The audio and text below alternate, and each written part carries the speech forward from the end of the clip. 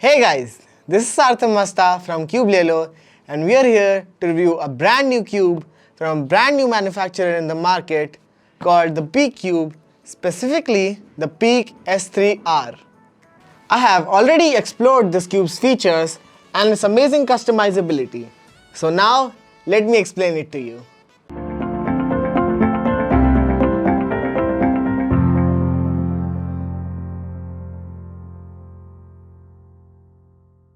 This cube comes in a nice heavily built box, which feels quite premium. Opening the lid, we have the cube in a fancy transparent box, which slides open like this. Next, we have an accessory box that has S3R written on it.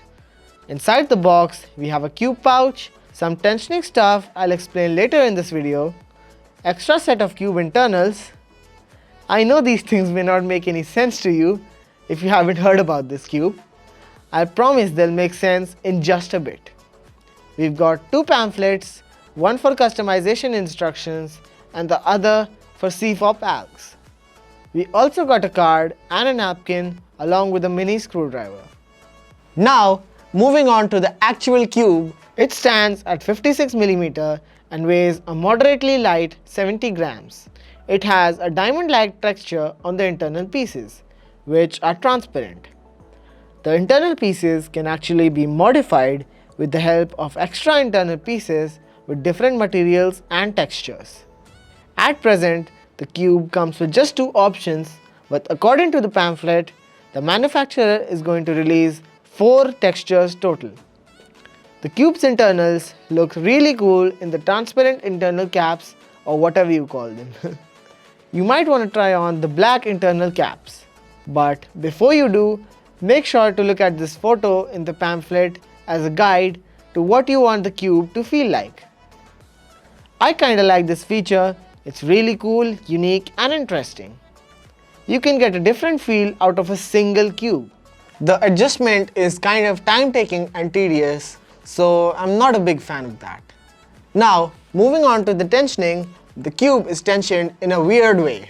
We have to open the center cap like this, prising it open like this, and then remove this transparent slider with the screwdriver. Make sure to handle this slider with care as it can easily get lost. I don't really like this, but let's move on. After removing the transparent slider, we can change the configuration of the tensioning using these extra pieces.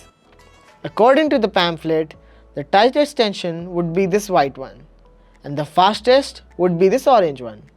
The cube has 4 springs instead of 1, which is kind of interesting. The springs also can be swapped for the more tighter gold ones.